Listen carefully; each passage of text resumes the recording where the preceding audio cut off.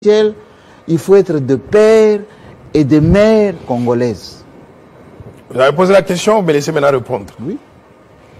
Je voudrais d'abord vous situer dans l'histoire.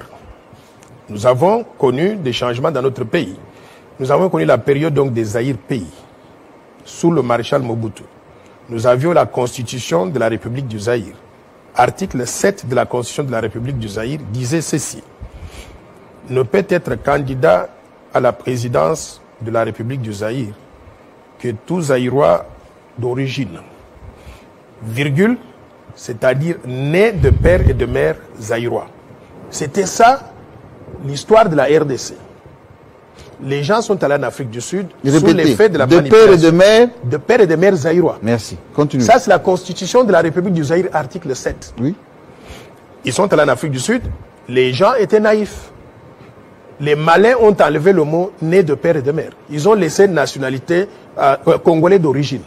Et les autres Congolais, ils ont pensé que ce que ça veut dire, c'est la même chose que sous Mobutu, qui disait être né de père et de mère. Mais ces malins-là, les mafieux-là, aujourd'hui, ils veulent infiltrer dans le système au sommet de l'État des gens qui ne remplissent pas les critères. Même sous Mobutu, ils n'étaient pas éligibles. Maintenant, pourquoi moi je me réveille aujourd'hui? Je suis quelqu'un qui a pu faire des études pour analyser les choses. En analysant la situation, j'ai remarqué que depuis 1996, il y a eu un afflux de militaires étrangers sur le sol congolais. 96. Depuis 1996. Oui. 96-97. Ça a culminé par l'arrivée au pouvoir de Mzee Laurent Désiré Kabila le 17 mai 1997. Mais pour qu'il arrive au pouvoir, il y a eu les troupes armées du Rwanda, du Burundi et de l'Ouganda qui ont marché sur la RDC. Pour les combattre, Mzee Laurent Désiré Kabila... Vous allez continuer. Laissez-moi vous poser cette question. Oui.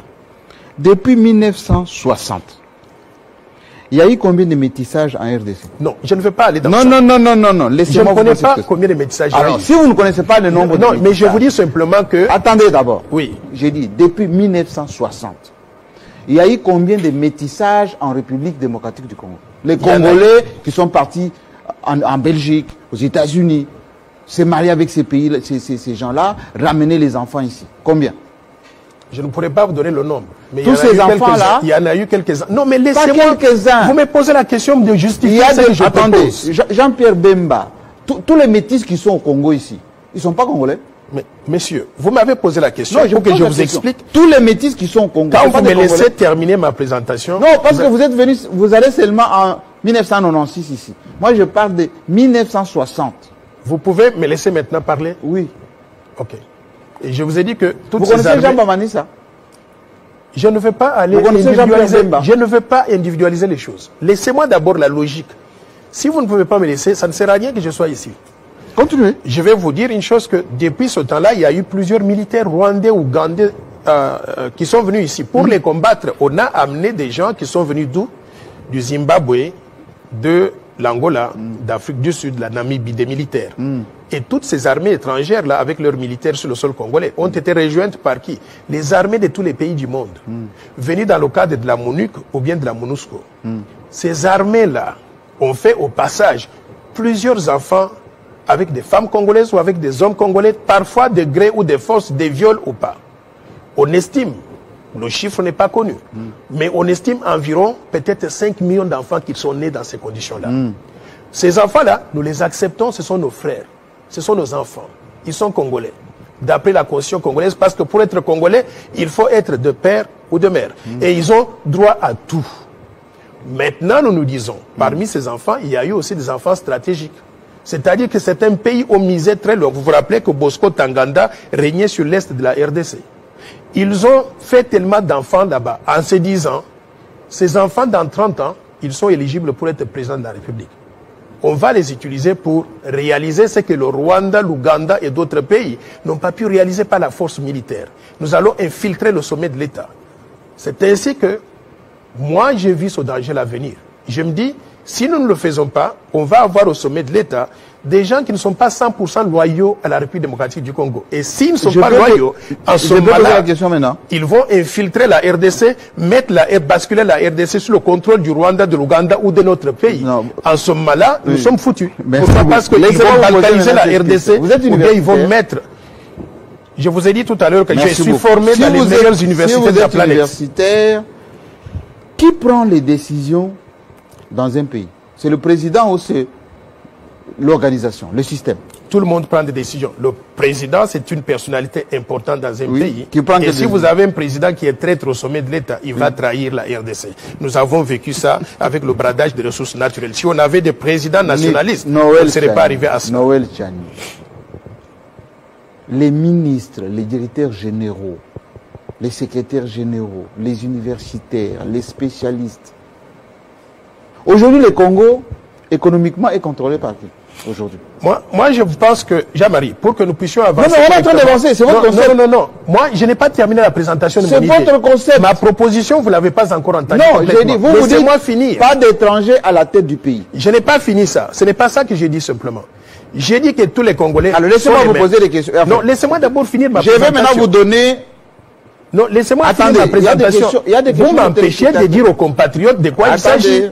Je vous donne maintenant les questions des téléspectateurs. Non, je ne veux pas entendre les questions avant que je finisse ma présentation. Il faut d'abord entendre ce que je propose. Moi, je pose des questions quand même. Oui, mais vous me faites venir ici et vous m'empêchez de parler. Non. Carlos Mangala, qui est à Paris, il nous suit en ce moment, c'est un professeur. Il dit, professeur, pouvez-vous dire aux Congolais une seule initiative à impact visible pour le bien des Congolais que vous avez prise?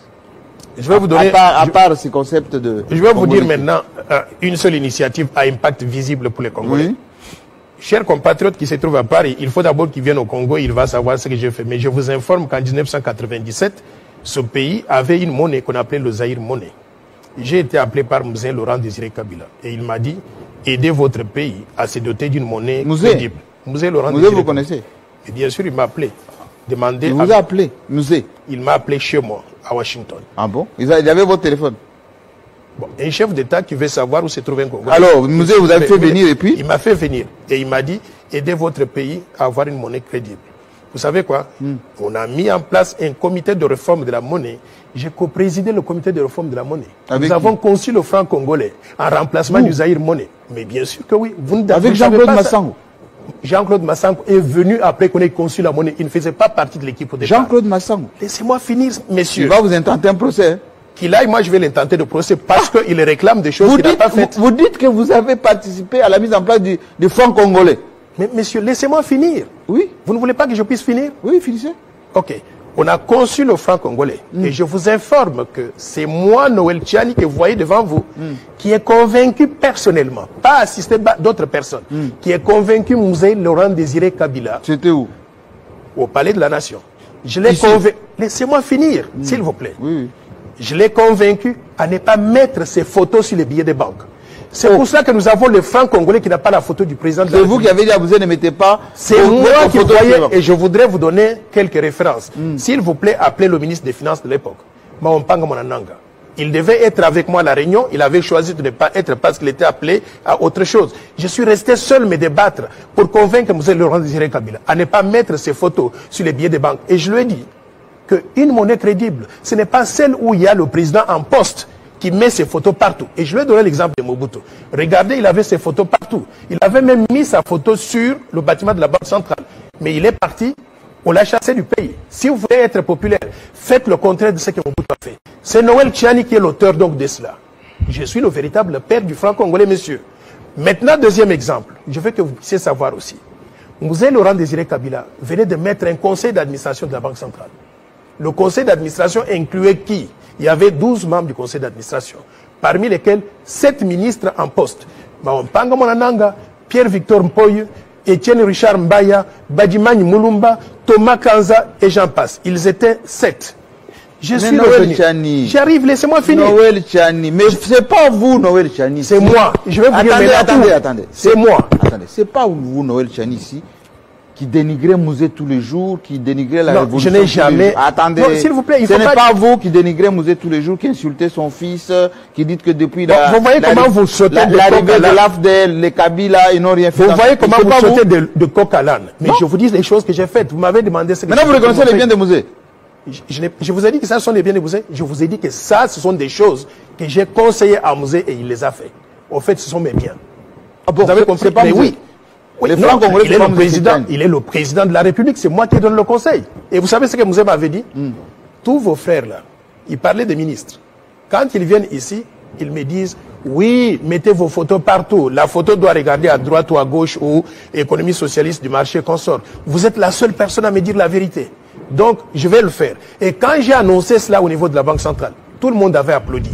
Voilà la réalisation de Noël Tchani, basée sur quoi? L'expertise que j'ai développée après avoir fait une thèse de doctorat à l'Université de Paris Dauphine dans le domaine des banques et des finances. Mais vous ne m'avez pas laissé terminer l'idée, une autre réalisation. Noël Tchani, qui vous souffle dans l'oreille pour vous attaquer aux métis et aux frères congolais, notamment Moïse Katumbi, qui vous souffle? Vous voulez maintenant que je termine d'abord l'idée, parce que vous m'avez posé une question importante.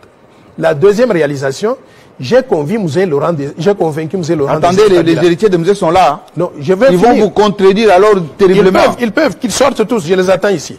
La vous, deuxième vous dites chose, que vous avez donné des idées à Mouzé sur le franc congolais. Mais c'est connu. Je vais vous informer. Vous avez des photos? Prenez votre. Vous avez des photos? Non, prenez votre ordinateur. Oui. Allez sur ordinateur. Oui. Et mettez simplement Noël Tchani, Arthur Malumalu, Reuters, franc congolais. Vous allez voir un article publié par Reuters en ce moment-là. Disant que c'est le père du franc congolais. La personne qui annonçait même la conception du franc congolais. Et demandez à tous ceux qui étaient présents. Ils vont vous confirmer. On va vous ramasser demain sur l'internet, vous allez voir. Moi, je voudrais bien voir qui osera soulever son petit doigt. Personne ne va vous ramasser. Alors répondez à la question maintenant. Père du franc congolais. Qui vous souffle dans l'oreille? Vous ne m'avez pas laissé terminer la deuxième réalisation, s'il vous plaît. La deuxième réalisation, j'ai convaincu le président. J'ai convaincu le président de la République à enlever le président de la République, M. Laurent Désiré Kabila, à enlever du conseil d'administration de la Banque centrale tous les membres du gouvernement. Parce que c'était contraire au principe de l'indépendance de la banque. Il y avait 7 membres sur 12. Quand je lui ai expliqué, il a dit, vous savez quoi, ils ne vont plus se réunir.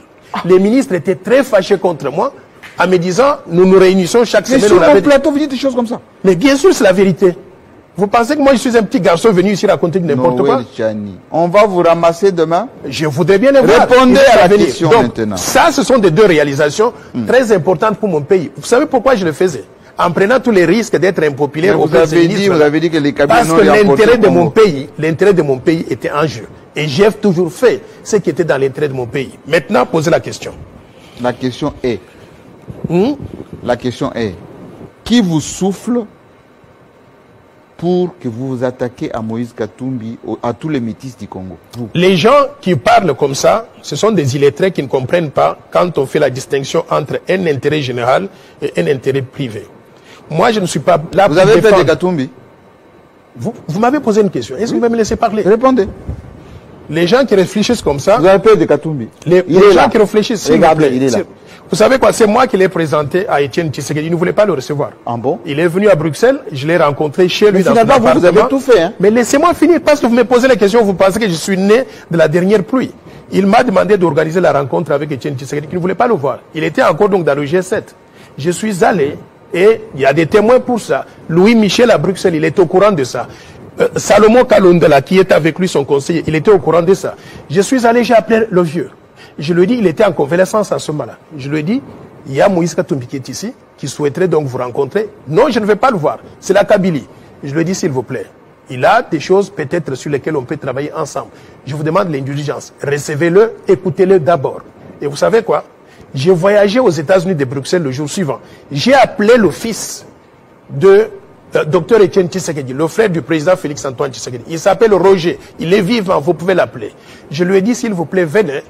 J'ai un message pour le chef, j'ai parlé avec lui au téléphone, mais je vais mettre ça par écrit pour qu'il puisse voir exactement ce que j'ai comme idée et pourquoi je demande donc qu'il puisse le rencontrer.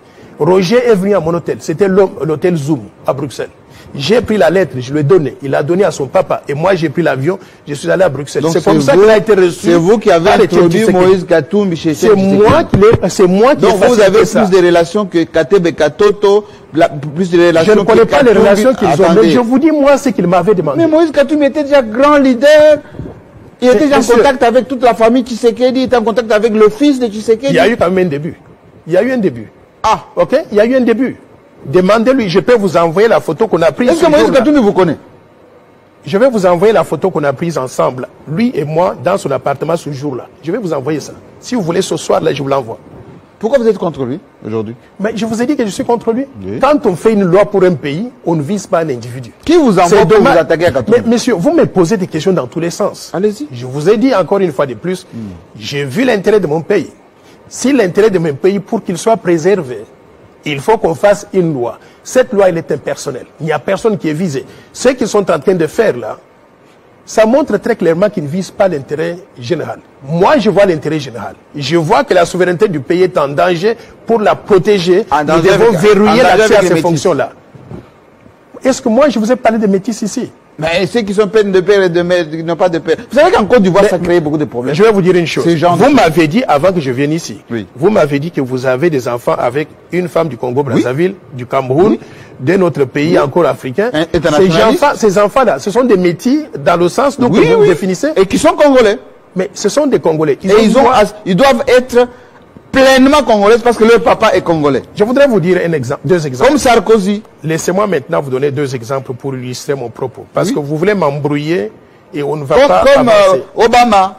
Vous voulez m'embrouiller mais on ne va pas avancer. Non. Donc laissez-moi, je vais vous donner un exemple. Oui. Le premier exemple, c'est la Zambie ici à côté. Il y avait le président Sata avec un vice-président qu'on appelait M. Scott. Quand le président Sata est mort, il a fallu qu'on puisse organiser les élections pour avoir un président permanent. Le président Scott, qui était d'origine écossaise, un blanc, il a voulu se présenter. Vous savez que les Zambiens lui ont dit. Ils lui ont dit, vous pouvez tout faire sauf être président de la Zambie. Ce poste-là est réservé aux Zambiens de père et de mère. Il n'a pas pu se présenter. Vous connaissez notre président, comment il s'appelle? J'arrive. Ça, non, il ne faut pas me donner l'exemple des Zambiens. Ça, c'est un exemple. Non, il faut bien que vous puissiez suivre les exemples. Oui. Deuxième exemple important. Il y a une dame, Anne-Marie Makombo, que je salue au passage, qui a fait un témoignage assez éloquent. Mais elle dit, elle a un enfant avec un Camerounais. Cet enfant a été élevé au Congo, dans la maison de Anne-Marie Makombo, la Congolaise, et à côté de son père adoptif, le père adoptif de l'enfant, qui est donc congolais. L'enfant grandit, et un jour, tout récemment, il y avait un match entre le Congo et le Cameroun. Tout le monde dans le salon était congolais. Et on l'a toujours considéré congolais. Mais dès que le Cameroun donc a marqué, l'enfant a sauté. Il était le seul à applaudir le Cameroun et tous les autres Congolais étaient surpris. La mère a dit, mais elle était surprise de voir qu'un enfant qui a grandi parmi nous les Congolais, comment est-ce qu'il est attaché au Cameroun comme ça? C'est ça que j'appelle la loyauté. Loyauté partagée, cet enfant, il est attaché à la RDC de sa mère, mais aussi au Cameroun de son père.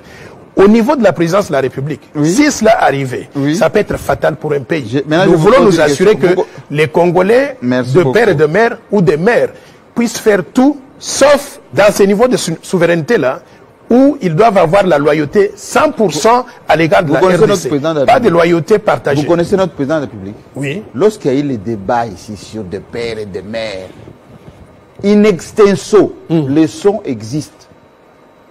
Il a dit, moi, Félix Tshisekedi, ma mère à moi, a du sang angolais. Aujourd'hui, le président de la République.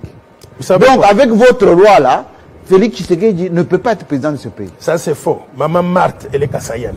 Je connais Maman Marthe très bien. Bon, qu'est-ce qu'elle dit Félix Tshisekedi? Non, elle est kassaïenne. Bon, je ne veux pas. Si vous voulez aller dans la ligue, si vous voulez aller dans la ligne. Non, lui, notre président, il a dit ça. Vous êtes mieux que lui? Bon, je ne connais pas ce qu'il a dit. Moi, je n'étais pas là quand il a dit. Mais je vous dis simplement. Vous voulez que je vous donne le son? Je connais Maman Marthe, elle est kassaïenne. Non, lui, non, je ne parle pas de moi. L'autre président, il a dit ça. Je ne vais pas personnaliser les débats. Parce que si vous voulez prendre des cas. Si on suit votre concept, notre président n'a pas le droit d'être président. Monsieur, moi je pense que vous aurez dû me laisser d'abord terminer l'idée parce que vous n'avez même pas toute l'idée complète. Non, je vous donne l'exemple de notre président. Mais je vous dis et je vous ai répondu. Je vous ai répondu. Moi, Félix Tshisekedi, ma mère a du sang angolais. À ma connaissance, Maman Marthe, elle est kassaïenne. C'est ça que je connais. Si vous avez d'autres informations, c'est à vous donc de partager ça avec les gens. Mais à mes connaissances. J'ai dit bien, c'est notre président qui l'a dit, c'est pas moi. De toutes les façons, la loi que je suis en train de proposer, elle s'applique à tout le monde. Le président Félix est déjà président de la République. On ne va pas retourner en arrière. Non, elle n'est pas rétroactive. La loi n'est pas rétroactive. Ah, c'est pour le futur. C'est pour le futur. Mais ça, c'est tout à fait normal. C'est discriminatoire ce que vous faites là. Non, et je vais vous dire maintenant pourquoi vous parlez de la discrimination. Et je vais vous dire que parfois, il faut de la discrimination positive pour sauver un pays. Vous savez le nombre de métis dans ce pays? Mais messieurs, laissez-moi parler, s'il vous plaît. Vous savez, par exemple, aux États-Unis, on a fait la discrimination positive comment? Les Américains, qui sont venus tous des pays étrangers, ils ont dit, sont Américains ceux qui sont nés sur le sol américain. Et ils sont éligibles pour tout, y inclut devenir président des États-Unis d'Amérique. C'est comme ça que Barack Obama, que les gens considèrent à tort comme étant africain, c'est un Américain qui remplit les conditions parce qu'étant né sur le sol américain. Cet Américain-là, Barack Obama, ou bien Bill Clinton, ou bien John F. Kennedy, ils sont éligibles pour devenir président des États-Unis. Les mêmes Américains-là, qui parlent de la discrimination positive ou négative, ils ont dit maintenant tous les autres Américains qui sont venus d'autres pays étrangers, tels que Madeleine Albright, Henry Kissinger. Vous savez, Henry Kissinger, c'était le plus brillant de tous les secrétaires d'État jamais connus par les États-Unis.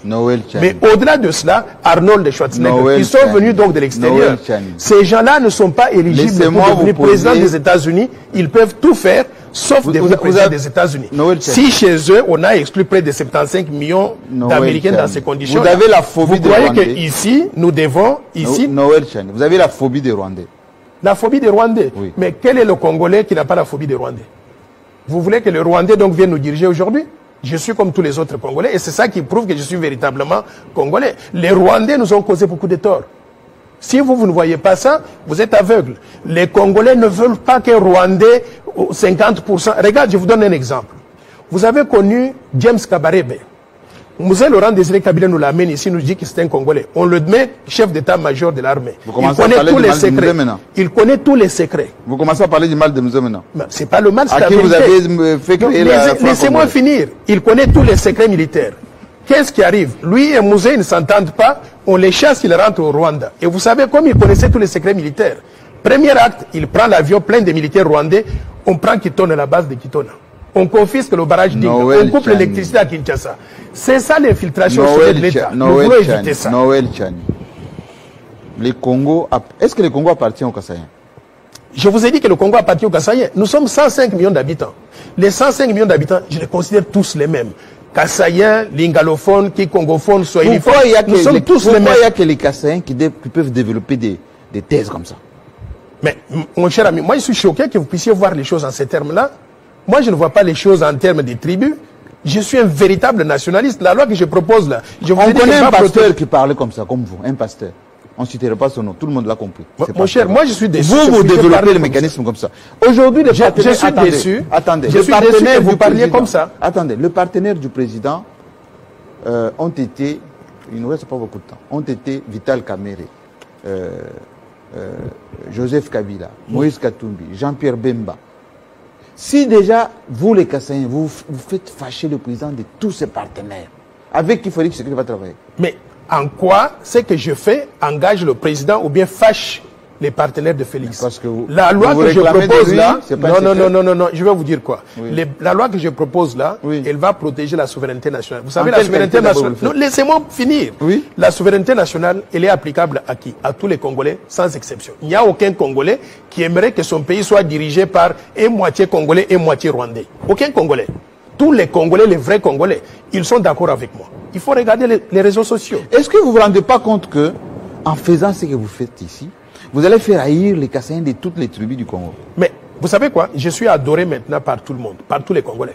Pourquoi il faut cueillir? Mais dans ma tête, regardez les sondages donc sur il y a une dame là qui a Benita, je crois, qui a connu qui a fait un sondage. Quel institut? Bon, je peux vous envoyer les résultats. Mais jusqu'à présent là, je vis 62% en faveur de la loi. D'abord, il y a quelqu'un qui vous a posé la question ici. Demandez à M. Chani, il n'est ni député, ni qui que ce soit. À quel titre il fait ce type de Très bonne question. Très bonne question. Vous savez, le problème avec le Congo, c'est qu'on pense que pour faire quelque chose pour son pays, il faut être président de la République. Non, pour faire quelque chose, j'arrive. Il faut faire quelque chose pour son pays. Il faut voir la qualité. Pour faire quelque chose pour son pays, il faut être député ou bien sénateur. Oui. Moi, je pense que tout citoyen congolais a le droit et le devoir de participer à la gouvernance de son pays, avec des propositions concrètes.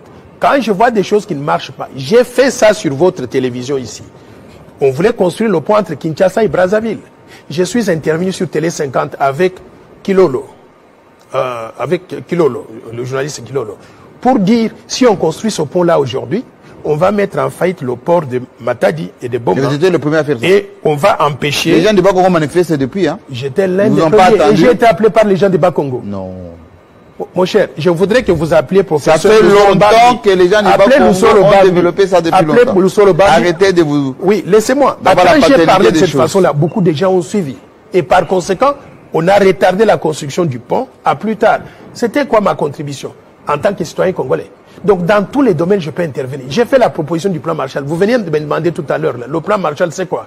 J'ai fait cette proposition-là pour que les gens utilisent les idées ou bien qu'on puisse développer la RDC. Donc, j'ai fait cette proposition de loi en tant que citoyen congolais et j'invite tous les autres citoyens à participer aussi. Question, il nous reste 5 minutes. Question. Vous parlez de la Banque centrale, vous parlez de la bonne gestion, etc. Aujourd'hui, on fonctionne hors budget. Aujourd'hui, il y a des détournements partout. Dans les gouvernements qu'il y a. Pas les gouvernements avant, ici, maintenant. Dépassement des budgets, partout. Des justices à deux vitesses. La Constitution est torturée dans tous les sens. Pourquoi vous ne prononcez pas sur tout ça, sauf sur les individus? Monsieur, moi, je pense que vous êtes très injuste à mon égard. Et je pense que vous me suivez sur Twitter. Chaque jour, j'envoie des tweets, soit pour dénoncer ce qui ne marche pas, soit pour faire des propositions des choses qui doivent être faites. Tous les jours. Et beaucoup de personnes me suivent donc dans ce sens-là. Quand vous dites ça, c'est que vous êtes très sélectif. J'étais l'un des premiers à dénoncer les dépassements budgétaires. Non pas par une institution, mais par toutes les institutions de la République. J'étais l'un des premiers à dire que le budget que nous avons ne nous permet pas donc de faire grand-chose. Nous devons diversifier l'économie, diversifier donc l'assiette fiscale pour qu'on puisse avoir plus de ressources. Toutes ces choses-là, je les fais tous les jours et vous pensez que ce que je fais, je vise des individus. Il n'y a aucun individu que je vise. Le Félix Tshisekedi a dit ici, ça c'est Arnaud Moussamba qui est à Libreville au Gabon, qui nous suit en ce moment. Il dit, le président Tshisekedi a dit que la question de la nationalité unique soit supprimée pour permettre aux compatriotes de revenir investir au pays.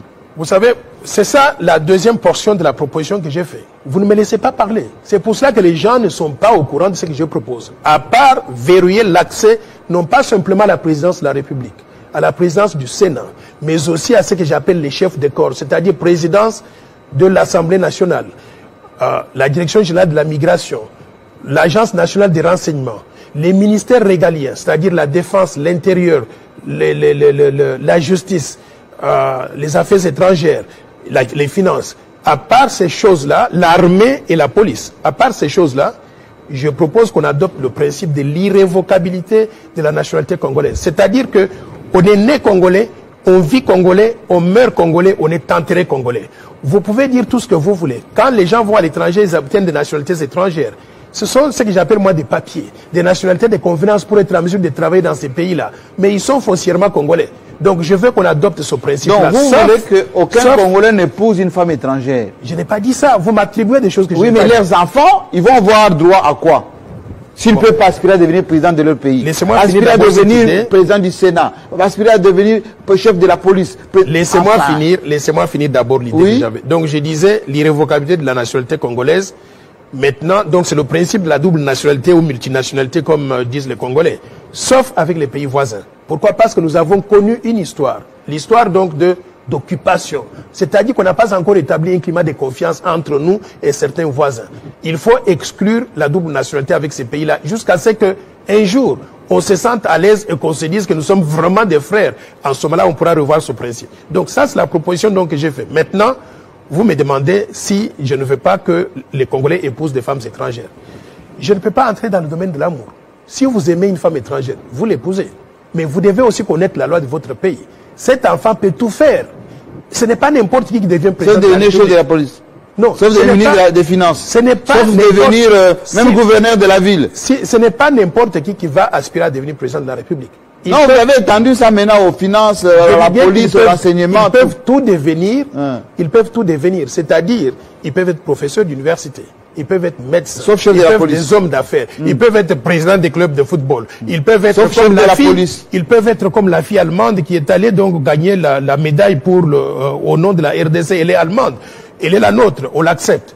Sauf les fonctions de souveraineté. Et ces lois-là, ce n'est pas simplement Noël Tchani qui les propose pour la RDC. Tous les pays du monde les ont adoptées. Les États-Unis d'Amérique, la Zambie, le Cameroun, le Sénégal, tous les pays du monde. Noël Donc, nous ne devons pas être naïfs. Vous êtes un peu démodé. Moi, je pense que je suis trop en avance sur ma période. Vous savez, quand il y avait... Pour quelqu'un qui a voyagé, qui a étudié, qui a été dans les universités, qui est à la Banque mondiale, si vous réfléchissez comme ça, on vous trouve obsolète.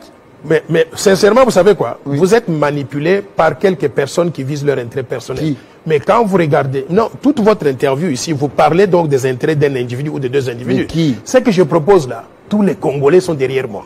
Et je vais vous dire que cette loi, elle va passer. Pourquoi? Parce que j'ai vu la dynamique parmi les Congolais. Ils sont tous mobilisés. Vous connaissez la Côte d'Ivoire? Je connais la Côte d'Ivoire très bien. Vous connaissez l'ivoirité? Je connais très bien. Ça a donné quoi? L'histoire de la Côte d'Ivoire n'est pas la même que l'histoire de la RDC. La Côte d'Ivoire n'a pas été envahie par des pays voisins. La Côte d'Ivoire n'a pas été pillée dans ses ressources naturelles par des pays voisins. On continue à nous piller aujourd'hui. Qui pille le Congo aujourd'hui? Mais vous connaissez qui pille le Congo? Le coltan, il est exporté par qui? Oui, mais qui vous le connaissez très bien. Les Rwandais, les Ougandais. Le système international, qui pille le Congo? Les Rwandais, les Ougandais, les Burundais, plus les firmes multinationales. Plus les firmes multinationales, avec la complicité de quelques Congolais. Congolais d'origine, ou Congolais 100% ou 50%, mais la complicité de certains Congolais corrompus. Si vous avez travaillé dans le système international, vous savez que les multinationales, les banques internationales, les systèmes financiers internationaux, c'est eux qui sont derrière les groupes armés. Vous affirmez ces choses-là et je vous dis, c'est peut-être parce que j'ai Il n'y a pas peut-être, c'est ça la vérité. J'arrive. C'est peut-être parce que je n'ai pas le Rwanda, les tout petits pays là comme des prédateurs. Vous savez quoi? C'est peut-être parce que j'ai évolué dans le système international, que j'ai voyagé dans plusieurs pays, que j'ai vu comment ces pays-là sont gérés par qui, que j'ai dû être sensible à ça. Et je voudrais protéger mon pays en utilisant cette expérience-là. Il y a des gens qui sont en train de propager des fausses vidéos là pour dire, oh non, vous savez quoi, le Ghana a été réformé par Jerry Rawlings. C'est vrai. Mais vous savez comment Jerry Rawlings est arrivé au pouvoir? Par un coup d'État. Ok? Nous ne voulons pas arriver donc dans ces conditions-là. Nous voulons créer des règles. Que tout le monde va respecter. Sarkozy? Je connais le Sarkozy. L'histoire de la France n'est pas l'histoire de la RDC. Ce n'est pas la même histoire. Nous avons notre histoire ici. Nos réalités ici. Nos réalités, c'est quoi? C'est que le Rwanda a envahi la RDC. L'Ouganda a envahi la RDC. Ils ont voulu placer à la tête de quelle province? Pardon? Le Rwanda a pris quelle province? Non, ils ont envahi, c'est-à-dire... Oui, mais ils ont envahi, mais ils ont pris quelle province? Ils ont pris toute la RDC, littéralement. Mais bien sûr, c'est comme ça que Mouzé Laurent Désiré Kabila est arrivé au pouvoir. Vous le savez très bien, non? Mais bien sûr que oui. Travailler avec Mouzé? Mais bien sûr qui a envahi le pays. Vous n'avez pas vu les Rwandais ici? Mais Jean-Marie, vous me dites que vous étiez journaliste depuis longtemps. Comment est-ce que vous ne connaissez pas ces réalités-là? C'est pas les Rwandais, monsieur. Mais bien sûr, Les Rwandais n'étaient que des éléments utilisés pour arriver ici. Je ne refuse pas, mais nous avons vu le Rwanda. Comme les Français, et je dis bien qu'il y a eu des ils ont utilisé les Américains, comme les Russes. Je ne refuse pas ça, mais nous savons nos voisins, ce ne sont pas les États-Unis. Nos voisins, c'est les Rwandais, les Ougandais et les autres. Éviter seulement la haine. Merci beaucoup. Maintenant, les gens vont se rendre compte de ce qu'est réellement Noël Tchani. Parce que Noël Tchani, en tant que Kassaïen, il a envie d'encourager ses frères à contrôler les systèmes. Mais avec des principes comme ça risque de ne pas aider. Pouvez-vous m'accorder une minute maintenant pour conclure? L'unité nationale et surtout la cohésion. Vous pouvez m'accorder maintenant une minute pour conclure? Vous avez la minute. Je voudrais dire ceci, mes chers compatriotes. Je propose de verrouiller l'accès à la présidence et à certaines fonctions essentielles de souveraineté pour protéger la souveraineté nationale et surtout pour promouvoir l'intérêt général. Cette loi que je propose ne vise aucun individu. Ça concerne tous les 105 millions de Congolais que nous sommes. Même ça, pas c'est la première chose.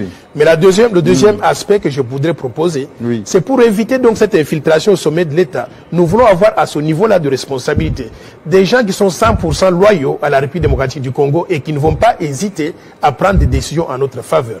Deuxième élément de la proposition que j'ai fait, je voudrais qu'on introduise. C'était une minute.